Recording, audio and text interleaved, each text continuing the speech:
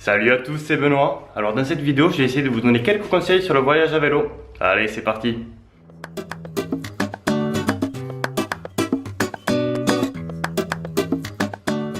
J'ai fait cette vidéo suite à mon tour de l'île de la Réunion en vélo. Vous pouvez aller voir les vidéos ici. Et les conseils que je vais vous donner, c'est plutôt pour un voyage à vélo de quelques semaines, pas pour quelques mois. Sinon tous mes conseils ne seront pas bons.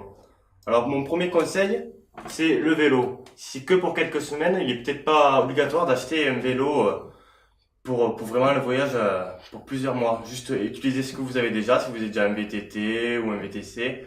Si c'est que pour quelques semaines, je pense que ça peut le faire. Enfin, moi, je vous conseille en tout cas. Et si vous n'en avez pas, je vous conseille d'acheter soit un VTT, soit un VTC, et pas obligé de prendre un vélo spécial pour le voyage. Alors, mon second conseil, c'est la selle. Et ouais, parce que pendant des heures et des heures et des heures, tu vas être assis dessus. Du coup, je te jure, si elle est pas bien réglée, tu vas avoir mal aux fesses. Du coup, il faut vraiment régler l'inclinaison et tout, plein de paramètres. Il y a plein de tutos sur YouTube pour apprendre à régler la selle. Moi, je l'avais pas réglé et j'avais pas d'outil pour la régler. Du coup, on m'a prêté une mousse et ça a fait du bien aussi, mais je vous conseille vraiment de bien régler la selle. Mon troisième conseil, c'est le porte-bagages. Au début, j'en avais pas acheté, enfin, j'en avais pas.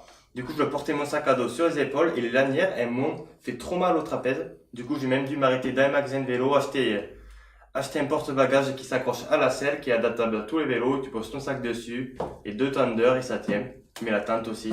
Ça m'a vraiment changé la vie. Du coup, partez pas en portant le sac pour trouver un système pour que ce soit le vélo qui le porte. Mon quatrième conseil, c'est d'y aller progressivement.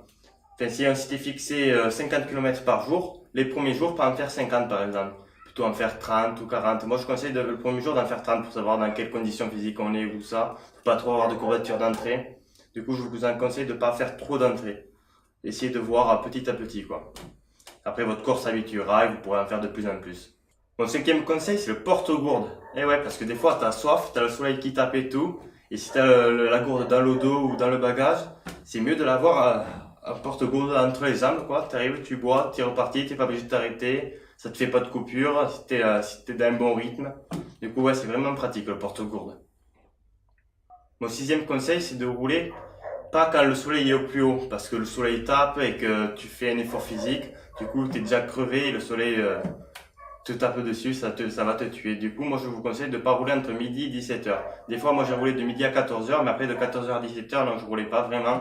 Je vous conseille de rouler le matin ou après 17h. En plus, il fait plus frais, c'est beaucoup mieux. Alors, mon septième conseil, c'est à se porter sur la trousse de soins, enfin, les cachets, tout ça que je vous conseille d'embarquer, surtout pour un voyage en vélo. Alors, moi, ce qui m'a surtout bien rendu service, c'est l'arnica. Alors, l'arnica en gélule, enfin, en bille, j'en prends. Mais surtout, celle qui m'a beaucoup servi dans celui-là, c'est l'arnica en huile. J'en mettais sur mes jambes et pour les courbatures et tout ça, ça m'apaisait vraiment. Après, des cachets pour la toux, ou des pastilles pour le mal de gorge, ça, j'ai dû en acheter aussi parce que j'en avais vraiment mal à la gorge à un moment. Il y a aussi les boules caisses et le masque pour la nuit, qui est vraiment pratique pour passer une bonne nuit. Vous mettez les boules caisses et vous n'entendez pas les chiens comme là qui aboient dehors. Désolé d'ailleurs pour le bruit. Et le masque pour le soleil, au moins vous n'êtes pas réveillé à 6 heures du matin par le soleil. Vous pouvez dormir une heure de plus. Et des fois, une heure de plus, ça fait vraiment beaucoup de bien. Et mon dernier conseil, le huitième, c'est la trousse à réparation pour le vélo. Mais là, je vais vous dire le strict minimum, c'est au moins une trousse avec des rustines et de quoi réparer. Parce que quand on creuse, si on est en plein milieu de la campagne et qu'il n'y a personne, c'est vraiment embêtant.